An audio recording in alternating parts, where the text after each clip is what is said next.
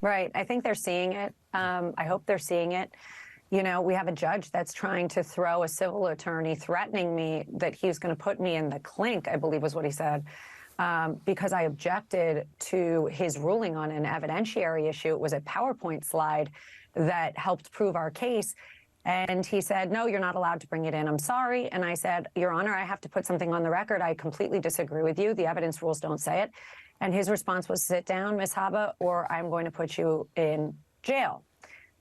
If that is the point we are at as a country, where we are so literally suffer from this Trump derangement syndrome, really that it was like being in an epic Twilight Zone where no rules were allowed but for the other side. And then she goes out there and gloats and says she's going to buy France and a wardrobe and a motorcycle and this and that.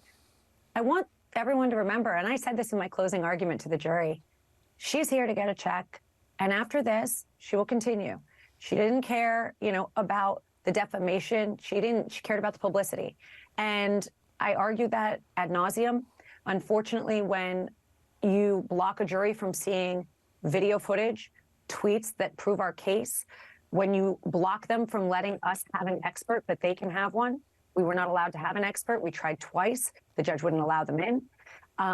It is so obvious. And unfortunately, that jury in that silo wouldn't know that because they're not allowed on the internet and they hear the rulings and they see a judge, putting an attorney down, then that jury's going to believe whatever the judge is leading them to believe. And on appeal, those rulings will come up.